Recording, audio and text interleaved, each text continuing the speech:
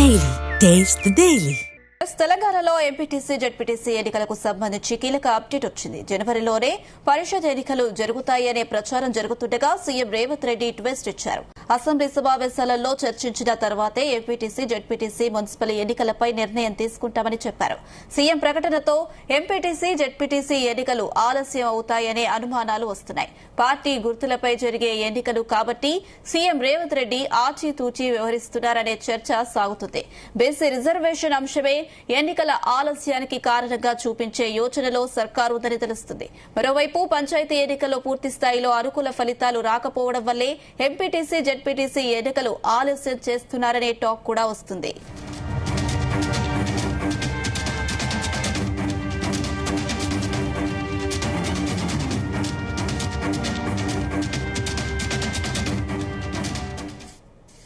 ఇటు ఈ అంశం సంబంధించి మరిన్ని అప్డేట్స్ మా chief news coordinator Radhakrishna live ద్వారా అందిస్తారు. Yes Radhakrishna. Good afternoon Anusha. MPTC ZPTC ఎన్నికలకు సంబంధించి గత 2-3 రోజులుగా త్వరలోనే, ఎందుకంటే సర్పంచ్ ఎన్నికలు ముగిశాయి, ఇక త్వరలోనే ఎంపీటీసీ జెడ్పీటీసీ ఎన్నికలు ఉంటాయని చెప్పేసి అంతా భావించారు. ఈ నెలాఖరు కల్లా ఎన్నికలకు సంబంధించి కూడా షెడ్యూల్ విడుదలవుతుందని చెప్పేసి అంతా ఆ తెలంగాణ పొలిటికల్ సర్కిల్లో పెద్ద ఎత్తున చర్చ జరిగింది. ఎందుకంటే ఈ స్థానిక సంస్థల ఎన్నికల నిర్వహణలో భాగంగా సర్పంచ్ ఎన్నికలు మొదట నిర్వహించారు కాబట్టి అవి ప్రశాంతంగా ముగిశాయి. సో నెక్స్ట్ విడతలో ఇక ఎంపీటీసీ జెడ్పీటీసీ ఎన్నికలే మిగిలి ఉన్నాయి. వాటిని కూడా త్వరగా నిర్వహిస్తే పూర్తి స్థాయిలో స్థానిక సంస్థల ఎన్నికల నిర్వహణ పూర్తి అయిపోతుందని చెప్పేసి అంతా అనుకున్నారు. రాష్ట్ర ప్రభుత్వం కూడా ఆ వైపే కసరత్తు చేస్తూ ఉంది. త్వరలోనే కేబినెట్ లో చర్చించి ఒక నిర్ణయం తీసుకోబోతున్నారు. ఎప్పుడు ఎన్నికలు నిర్వహించాల దానిపైన సంబంధించి అంతా భావించారు. కానీ ఉన్నట్టుండి నిన్న CM Revanth Reddy press meet పెట్టిన తర్వాత అతను మాట్లాడిన అంశాలు, అది చిట్చాట్ లో భాగంగా చేసిన కామెంట్స్ ఇప్పుడు సర్వత్రా ఆసక్తికర చర్చ సాగుతా ఉంది. ఎందుకంటే ఎన్నికల నిర్వహణ వెనువెంటనే ఉంటుందని చెప్పేసి అందరు భావించారు. కానీ సీఎం నిన్న మాట్లాడిన దాంట్లో అసెంబ్లీ సమావేశాల తర్వాతే ఎన్నికలు నిర్వహిస్తామన్నట్టుగా మాట్లాడడం పైన రకరకాల చర్చలు, రకరకాల ఊహాగానాలకు తెరలేపినట్టయింది. ఎందుకు అంటే ఎన్నికలు వెంటనే జరగాల్సి ఉండగా సీఎం మాత్రం అసెంబ్లీలో చర్చించిన తర్వాతే ఎన్నికలు నిర్వహిస్తామని చెప్పేసి చెప్పడం వెనుకున్న మతలబ్ ఏంటి అని చెప్పేసి ఆయా రాజకీయ పక్షాలు అధికార పార్టీతో పాటు ఇటు బీఆర్ఎస్ బీజేపీలో కూడా జోరుగా చర్చ జరుగుతూ ఉంది. ఎందుకంటే ముఖ్యంగా సీఎం రేవంత్ రెడ్డి ఎన్నికలు ఎందుకు ఆలస్యం చేయాలనుకుంటున్నారు అని చెప్పేసి ఓ చర్చ జరుగుతున్నారు. అందులో ప్రధానంగా 2 అంశాలు మనకు తెరపైకి వస్తున్నాయి. ఒకటి, ఎందుకంటే ఇవి పార్టీ గుర్తుపైన జరిగే ఎన్నికలు కాబట్టి, సో ఎలాగో సర్పంచ్ ఎన్నికల్లో కాస్త మెరుగ్గానే మొత్తంగా ఫలితాలు సాధించినప్పటికీ, సో ఇప్పుడు ఇది పార్టీ గుర్తుపైన సంబంధించిన ఎన్నికలు కాబట్టి అదే స్థాయిలో ఫలితాలు సాధించాలి. సో ఖచ్చితంగా రాజకీయంగా కాంగ్రెస్ పార్టీకి అనుకూలమైన ఫలితాలు వస్తే భవిష్యత్తులో మరింత కొంత యాక్టివ్గా, మరింత కొంత దూకుడుగా వెళ్లాల్సి ఉంటుంది. ఎందుకంటే దాదాపు 1,67,00,000 మంది ఈ యొక్క స్థానిక సంస్థల ఎన్నికల సమరంలో తమ ఓటు హక్కును వినియోగించుకుంటున్నారు ఓటర్లు. సో ఈ తీర్పులో కనుక ఇందులో కూడా పాజిటివ్ గా కనుక రిజల్ట్స్ వస్తే ఖచ్చితంగా కాంగ్రెస్ పార్టీ పైచేయి సాధించినట్టు అవుతుంది. దీంతో రాష్ట్ర ప్రభుత్వం కూడా కొన్ని నిర్ణయాలు మరింత దూకుడుగా తీసుకునే అవకాశం ఉంటుంది. కాబట్టి ఈ అంశంలోనే ఏమాత్రము కొంత ఆచితూచి వివరించకుండా, ఏమాత్రం ఇబ్బందికర పరిస్థితులు కాకుండా, రాజకీయంగా ఇబ్బందికరంగా పరిస్థితులు ఏర్పడకూడదనే సీఎం రేవంత్ రెడ్డి ఎన్నికల నిర్వహణ విషయంలో కొంత ఆచితూచి వ్యవహరిస్తున్నట్టుగా తెలుస్తోంది. దాంట్లో భాగంగానే ఇప్పుడు ఈ యొక్క అసెంబ్లీ ఎన్నికల తర్వాతే ఎన్నికలు నిర్వహించాలని అనుకుంటున్నారు. సో మొదటగా శీతాకాల సమావేశాలు ప్రారంభమైతే శీతాకాల సమావేశాల్లో ఈ యొక్క సంబంధించి ఎంపీటీసీ జెడ్పీటీసీ ఎన్నికలపైన చర్చ జరుగుతోంది. ఎందుకు అసెంబ్లీ సమావేశం చర్చ జరగాల్సి వస్తుందంటే ఈ బీసీలకు 42% రిజర్వేషన్ అమలు విషయంలో మొత్తంగా కూడా ఇది రాజకీయంగా పెద్ద ఎత్తున ఒక సంచలనంగా మారుతోంది. ఎందుకంటే బీసీలకు 42% రిజర్వేషన్ అమలు చేస్తానని చెప్పేసి కాంగ్రెస్ పార్టీ తీసుకున్న నిర్ణయం, కాంగ్రెస్ ప్రభుత్వం తీసుకున్న నిర్ణయం న్యాయస్థానాలు బ్రేక్ పడింది. సో ఈ నేపథ్యంలో ఒకవైపు బీసీ సంఘాలు కావచ్చు, రాజకీయంగా కూడా కొంత కాంగ్రెస్ పార్టీకి, అధికార పార్టీకి ఇబ్బందికరంగా పరిస్థితి వచ్చింది. సో ఈ నేపథ్యంలో కాంగ్రెస్ ప్రభుత్వము, రేవంత్ సర్కారు మొత్తంగా కూడా 42% రిజర్వేషన్ విషయంలో బీసీలకు ఇవ్వాలన్న ఆలోచనలో భాగంగా మొదటి నుంచి ఏం చేశాము, ఎక్కడ బ్రేక్ పడింది, ఎందుకు బ్రేక్ పడింది అనే అంశాన్ని అసెంబ్లీలో చర్చ పెట్టి ఇప్పుడు జరుగుతున్న పరిణామాలకు, ఒకవేళ 42% రిజర్వేషన్ అమలు కాకపోవడానికి కారణము తాము కాదు, సో ఇప్పటికే మేము చేయాల్సిందంతా చేశాము, కేంద్రం వద్ద బిల్లు, రాష్ట్రపతి వద్ద పెండింగ్ ఉంది బిల్లు, సో దాంతో పాటుగా అమెండ్మెంట్ చేశాము, అది కూడా గవర్నర్ వద్ద పెండింగ్ ఉంది. సో ఈ నేపథ్యంలో మనకున్న అవకాశాల మేరకు మేము అన్ని చేశాము. అయినప్పటికీ కొంత ఇది రాజకీయ కారణాలతో ఇది ఆలస్యం అవుతుంది. కాబట్టి మనం ఏం చేయాల్సి ఉంటుందో మొత్తంగా కూడా అన్ని రాజకీయ పక్షాలు కలిసి అసెంబ్లీలో చర్చించిన తర్వాతే ఈ బీసీలకు 40% రిజర్వేషన్ లో అన్ని పార్టీలు కలిపి ఒక సమావేశాల తర్వాత సభలో ఒక నిర్ణయం తీసుకుంటే బాగుంటుంది అల్టిమేట్ గా అని చెప్పేసి ఒక తీర్మానం కూడా ప్రవేశపెడితే ఎలా ఉంటుందనే దానిపైన సీఎం రేవంత్ రెడ్డి ఆలోచిస్తున్నట్టుగా తెలుస్తోంది. దాంట్లో భాగంగానే అసెంబ్లీ సమావేశాలు పెట్టి దాంట్లో బీసీలకు 40% రిజర్వేషన్ లో స్థానిక సంస్థలు ఇవ్వాలనుకుంటే ఎంపీటీసీ జెడ్పీటీసీ ఎన్నికల్లో ఏం చేయాలో దానిపైనే ఇటు బీఆర్ఎస్ బీజేపీకి సంబంధించిన సభ్యుల అభిప్రాయాలు తీసుకున్న తర్వాత అల్టిమేట్ గా ఒక నిర్ణయం తీసుకుని అప్పుడు ఎన్నికలు నిర్వహించాలా వద్దా, ఎప్పుడు నిర్వహిస్తే బాగుంటుంది, నిజంగా 40% రిజర్వేషన్ లో ఏ మేరకు సాధ్యపడుతుంది, త్వరలో సాధ్యపడుతుందా, లేకుంటే 40% రిజర్వేషన్ అమలు చేశాక ఎన్నికలకు వెళ్దామా, అన్ని రాజకీయ పక్షాలు ఓకే అనుకుంటే దాని ప్రకారం ఒక నిర్ణయం తీసుకునే అవకాశం ఉంటుంది. సో ఈ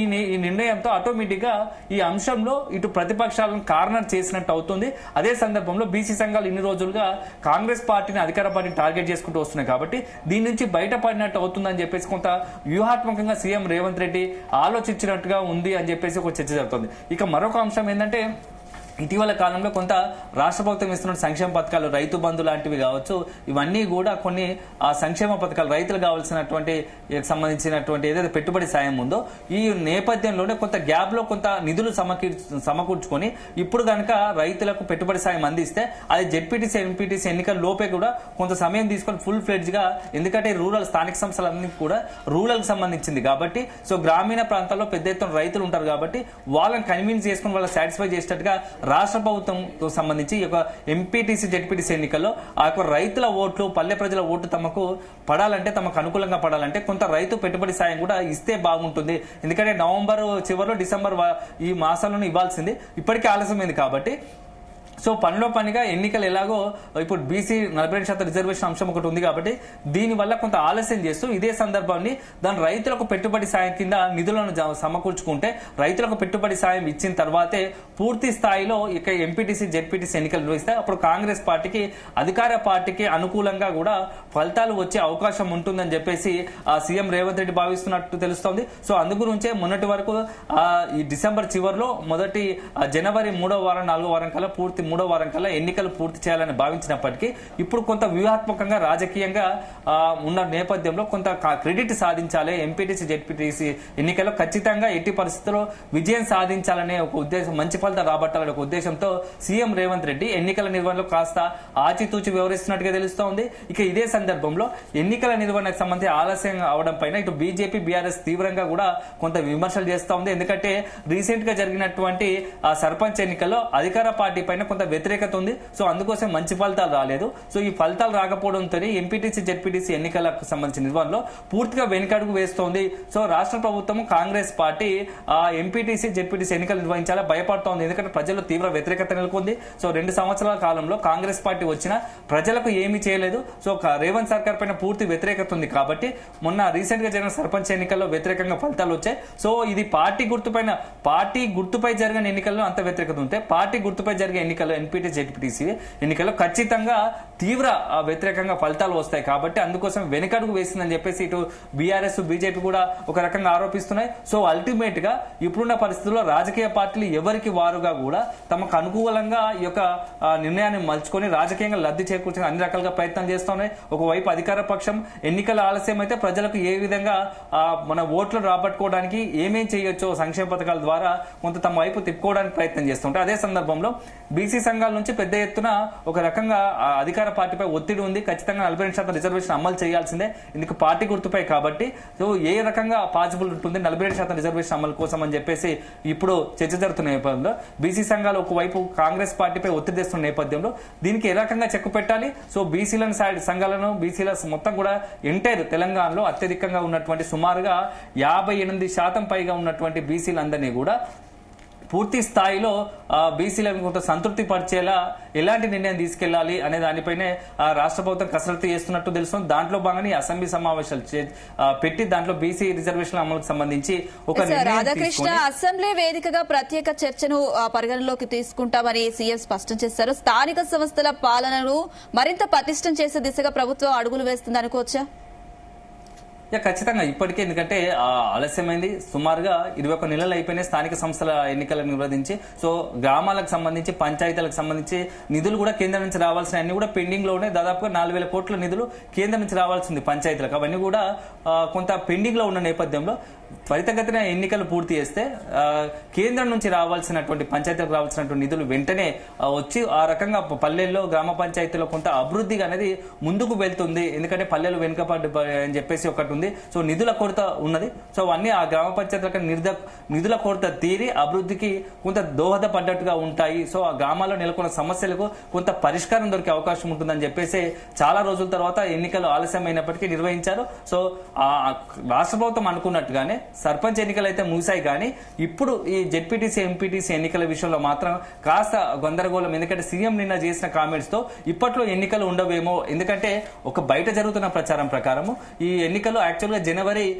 3వ వరకల ముగించాలని అనుకున్నప్పటికీ ఇప్పుడున్న పరిస్థితుల్లో మార్చి లేదా ఏప్రిల్లో ఎన్నికలు నిర్వహించాలని రాష్ట్ర ప్రభుత్వం భావిస్తున్నట్టుగా తెలుస్తోంది. ఆలోపు ఒకవైపు ఇటు హైకోర్టు అటు సుప్రీంకోర్టులో న్యాయస్థానంలో ఉన్నటువంటి బీసీ రిజర్వేషన్లకు సంబంధించిన అంశం పైన కోర్టులో కూడా ఒక బీసీ సంఘాలకు సంబంధించి ఒత్తిడి ఉన్న నేపథ్యంలో ఆ బీసీల రిజర్వేషన్ పై న్యాయ పోరాటం చేస్తూనే ఉన్న అవకాశాలన్నీ బేరీజు వేసుకుంటూ చివరికి మున్సిపల్ ఎన్నికలు ఎట్లాగో మార్చి ఏప్రిల్ నిర్వహించాల్సి ఉంటుంది. కాబట్టి మున్సిపల్ ఎన్నికలు జెడ్పీటీసీ ఎన్నికలు కూడా అప్పుడే మార్చిలో చివరిలో కానీ ఏప్రిల్ మొదటి వారంలో కానీ నిర్వహిస్తే ఎలా ఉంటుంది అని ఒక అంచనా వచ్చింది. దాంట్లో భాగంగానే ఇప్పుడు నిన్న సీఎం రేవంత్ రెడ్డి ఆ కామెంట్స్ మనం చూడాల్సి ఉంటుందని చెప్పేసి కూడా చర్చ జరుగుతుంది. సో అల్టిమేట్ గా ఇప్పుడున్న పరిస్థితుల్లో తెలంగాణ రాజకీయాల్లో మాత్రం ఇప్పుడు ఏ ఎన్నిక జరిగినా దానికి అత్యంత చాలా ప్రతిష్టాత్మకంగా చాలా ప్రతి ఒక్క రాజకీయ పార్టీ కూడా దాన్ని చాలా సీరియస్ గా తీసుకుంటున్నాయి. ఎందుకంటే భవిష్యత్తులో తెలంగాణలో ఇప్పుడు ముఖ్యంగా బీఆర్ఎస్, కాంగ్రెస్, బీజేపీ ఈ 3 పార్టీల మధ్య తీవ్ర పోటీ నెలకొంది.